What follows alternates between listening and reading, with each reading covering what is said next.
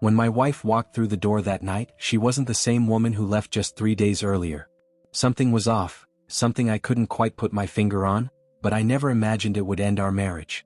It had only been 3 months since Sarah and I tied the knot.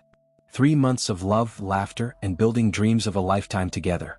So, when she left for her best friend's wedding, I felt her absence more than I expected.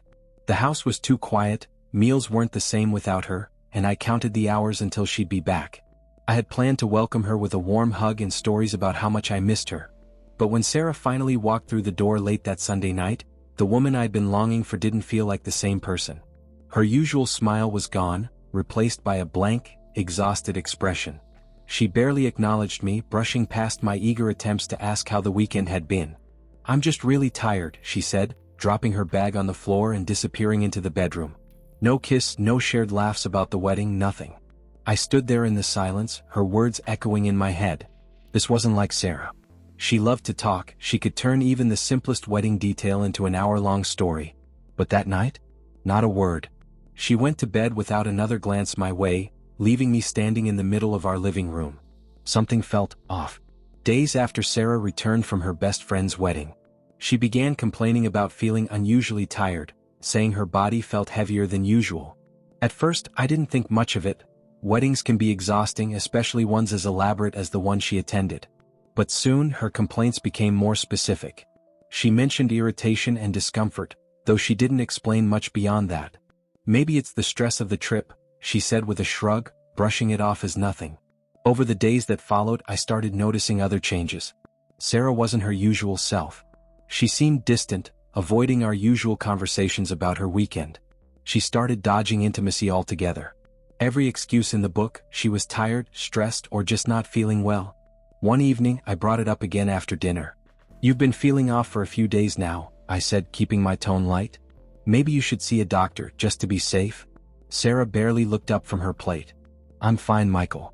It's just wedding stress. I don't need a doctor for that." Her response was quick, almost defensive, and it didn't sit right with me. At first, I told myself not to overthink it. Maybe she really was just tired and I was making a big deal out of nothing. One afternoon, while doing the laundry, something I rarely did, I grabbed her handbag to move it off the couch. As I set it down, a slip of paper fell out. I picked it up without thinking, assuming it was a receipt or a shopping list. But what I saw made my heart skip a beat. It was a prescription for an antibiotic I recognized. My cousin is a pharmacist and I'd heard him mention this medication before. It's commonly used to treat STDs. I stared at the paper, trying to make sense of it. My first thought was denial. Maybe it wasn't hers. Maybe it was for a friend, or she'd been exposed to something harmless. But deep down, I knew there was no good reason for her to have this prescription without telling me. My mind raced with questions I didn't want to answer.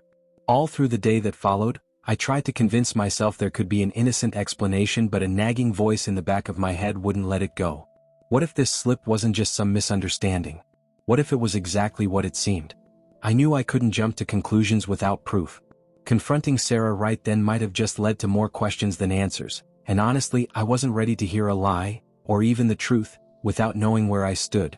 So, I decided to get tested myself. If I had nothing to hide, I needed to be sure I was clean. Only then could I deal with whatever this was. The next day, I took time off work, telling my boss I had a personal matter to handle. After the tests were done, I was told I'd have to wait a few days for the results. It felt like an eternity. When the call finally came, I hesitated before picking up. My palms were sweaty and my mind went blank for a second.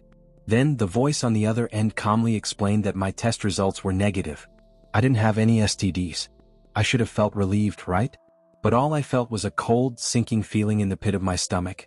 If I was clean, then the prescription slip wasn't about me. It meant there was another explanation, one I wasn't ready to face. That moment changed everything. The negative results didn't just confirm my health, they confirmed my worst fear. Something wasn't right and Sarah was hiding it from me. I put down the phone and stared into space, my mind already planning the next steps. I couldn't let this go. I had to know the truth. That evening, I waited until we were alone. I couldn't hold it in any longer. I walked into the bedroom, the prescription slip clenched in my hand, and said, "Sarah, I need to ask you something." "What is this?" I held up the paper, my voice calm but firm. She looked up at me, confused at first, then her expression shifted when she saw what I was holding. For a moment, she just stared at the paper in my hand, frozen. I don't know, she stammered, finally finding her voice. Where did you get that? It was in your bag, I said, my tone sharper now. Sarah, this is a prescription for antibiotics.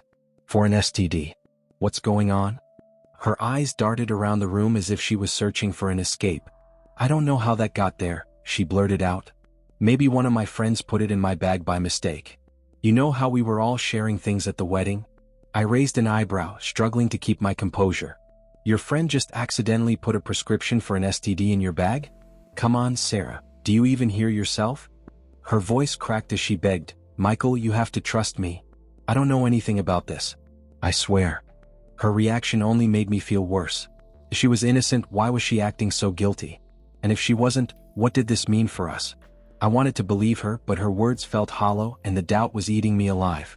Driven by suspicion, I decided to do what any person with questions and no satisfied answers would do. I turned to social media. I wanted to know exactly what happened at that wedding. Sarah wasn't talking and my gut told me something wasn't right. So, I opened Instagram and started scrolling through the accounts of her friends, searching for anything, photos, videos, stories, that could give me a clue. It didn't take long to find something. One of Sarah's closest friends, Melissa, had posted a story. It was a group photo taken at the reception. Everyone in the picture looked like they were having a great time, dressed in their formal best, holding champagne glasses and smiling brightly. And then I saw it, him. Even though it had been years since I'd seen his face, I remember him. It was her first boyfriend.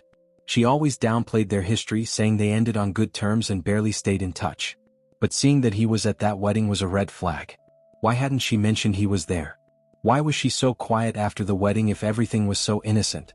The next day, I didn't go straight into accusing Sarah about her ex being at the wedding. That would have just opened up another door for her to twist the conversation. Instead, I kept it simple but direct. Let's go get tested, I said calmly, locking eyes with her. She froze for a moment like I had spoken a foreign language. Then came the defensive barrage. Why are you acting like this? Do you seriously think I would cheat on you? She snapped, her voice rising. What happened to trust, Michael? You're accusing me without any evidence. The way she flipped the conversation back on me was almost impressive. She threw every word in the book at me, trust, loyalty, love, but her anger didn't shake me. I stayed firm, standing my ground as she paced the room, raising her voice about how unfair I was being. Sarah, I said, cutting through her rant. This isn't about accusations. This is about clarity. Let's get tested together right now. Her face changed. The shouting stopped and her eyes darted away. I could see the wheels turning in her head, looking for an escape route. When she realized I wasn't backing down, her frustration cracked into something else, tears. She started crying, sobbing about how I didn't trust her and how my doubts were hurting her. But her tears didn't move me this time. I'd been through too much to be swayed by that. Crying won't change the facts, Sarah, I said. We're going? That's when she knew she was cornered. She sat down heavily, her head in her hands, mumbling through her tears. And then, just like that, the confession came out. I do have an STD, she whispered. But it must have come from you. I don't know how else to explain it. She tried shifting the blame onto me, but I was prepared for that. I reached into my desk drawer, pulled out the folded paper, and placed it in front of her. My test results, dated days ago, showed I was clean. Her eyes scanned the paper and her face turned pale. Her hands trembled as she realized there was no more dodging the truth. The silence in the room was deafening. I didn't mean for it to happen, she finally stammered, her voice shaking. I was drunk. I didn't know. I cut her off. You didn't know? Or you didn't care? Her excuses, her tears, her guilt, they all blurred together at that moment. I was done. Done with the lies, the manipulation, the endless back and forth. It was clear. She had an affair and no amount of excuses could change that. After days of sleepless nights and endless arguments in my head, I realized I couldn't move forward with her. No matter how much I wanted to forgive her, I couldn't see myself trusting her again. And without trust, what was left of our marriage? I remember the day I handed her the divorce papers. My hands were shaking, but I knew it was the right thing to do. Sarah didn't say much. Her eyes just filled with tears as she looked at me, and for a moment, I almost felt guilty. But then I reminded myself, I didn't break us. She did. Walking away wasn't easy. I felt relief, yes, but there was also a deep sense of loss. I wasn't just losing a wife, I was letting go of the future I thought we'd have together. After the divorce, I knew I needed help. The anger and heartbreak were eating me alive, and I couldn't keep carrying them around. That's when I started therapy. At first, it felt strange to talk to a stranger about my life, but over time, it became a lifeline. Meanwhile, Sarah was dealing with her own struggles. I heard through mutual friends that she was struggling with guilt and had even tried to reach out to me, but I wasn't ready to reopen those wounds. The pain didn't disappear overnight, but I learned to carry it differently. And in that process, I found myself again, a version of me that I hadn't seen in years. The end of my marriage wasn't the end of my story. It was a new beginning, and for that, I'm grateful.